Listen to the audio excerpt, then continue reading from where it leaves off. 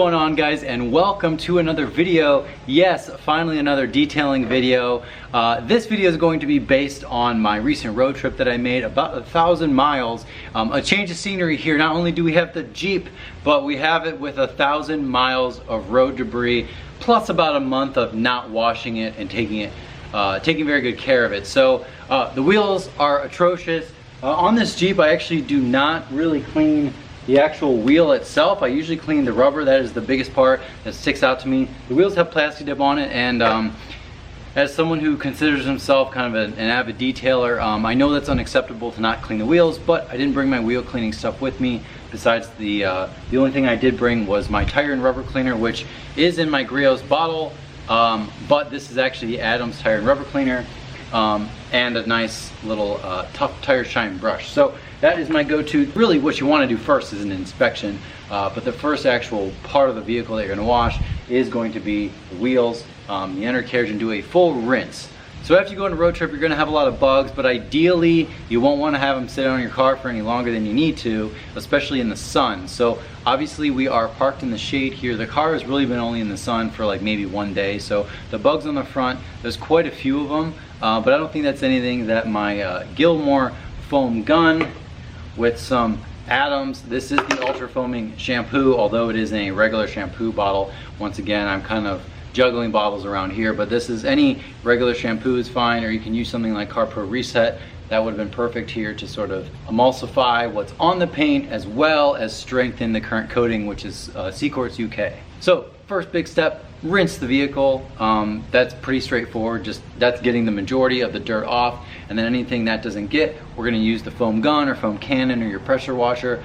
Ideally, in my opinion, I would use a foam cannon with my Krenzla pressure washer, but right now we are not at home, so we don't have that available. So we're going to use the foam gun and rinse this thing down. After we do that, we're going to grab our 2-bucket method with our Adams wash pad. And the other thing I brought, which is actually very specific to this video, and there's a UPS truck. If you can ignore the noise in the background, I got a bug sponge here, which essentially is, it has kind of like a woven.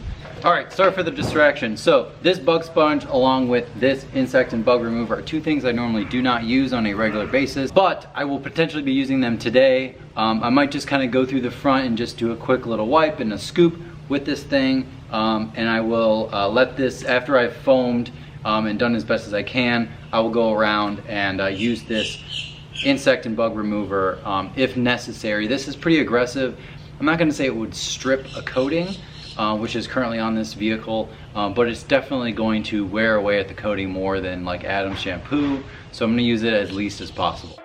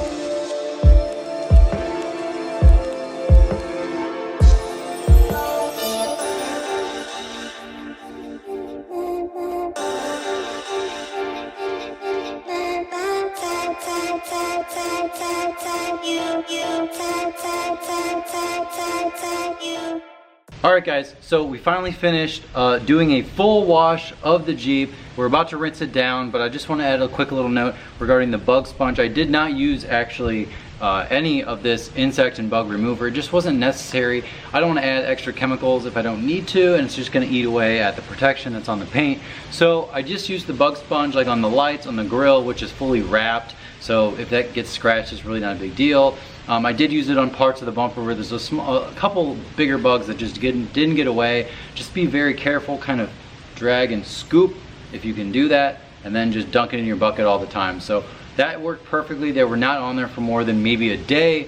and maybe half of that day was in the sun. So not ideal, but I got them just in time, no big deal. Let's rinse this thing down and then apply some dressing and we'll be good to go.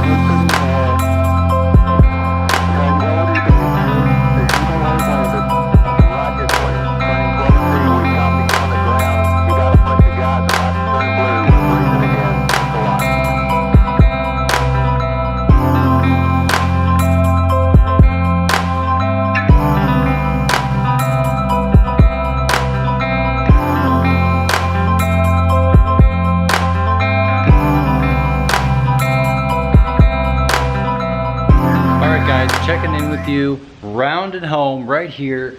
Grab your favorite drying towel. Mine is the Geon Silk Dryer. I also have the Pluffle, which is by the Rag Company. I like both of these towels.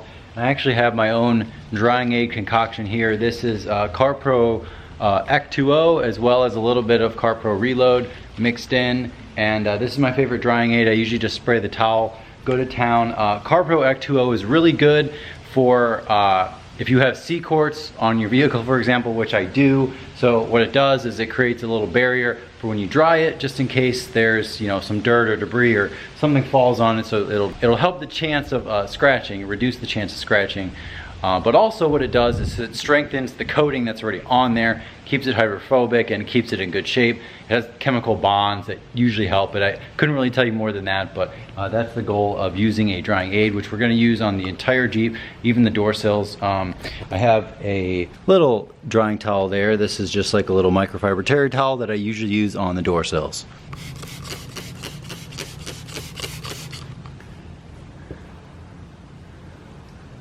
And you can maybe see there's a little bit of streaks, a little bit of remnants of bugs, which is not ideal, but the only good thing is that it shows that I didn't press too hard. So there's like a mark right there. I'll have to come back.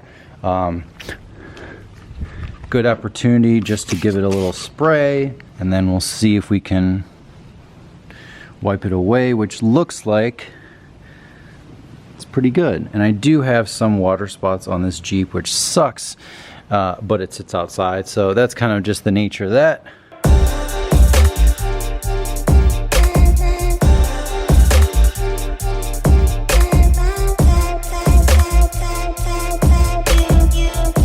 Okay, quick recap for you guys. I just blew off the car and I obviously did the drying with the towel and your favorite drying aid, which mine is CarPro Ec2O. And this thing is looking good, super clean. It has some water spots and some sap and you know, the usual issues. I did use Adam's tire dressing with, you know, their foam applicator, which actually dries pretty matte. The top is still wet, so it looks a little bit super greasy, but if you look towards the inside, which I didn't miss this area, it does dry pretty matte. So Adam's stuff's actually a little bit better than I had initially thought. I normally use CarPro Pearl, but I didn't bring it with me, of course. I just brought the Adams stuff. So that is gonna do it, and we have our friends and the birds that seem to be contributing to this video as usual. So that is gonna do it, guys. Hopefully you enjoyed the change of scenery, the change of vehicle. Yes, the Jeep is still here. She refuses to go away. She is a big part of the channel, literally a big part of the channel, so it's hard to get rid of her. But anyways, link is in the description below for all the stuff I use. I'll do my very best. Like I mentioned, I used a few products like the Adams Tire Shine, the tire dressing. I normally use CarPro, but I would definitely vouch for the Adams stuff actually. It smells really good, it applies about the same, and it doesn't look super greasy unless you guys have a very sensitive eyes for the greasy tires, but I think it actually dries really well. So I'm gonna go inside and eat dinner, and I'll see you guys next time.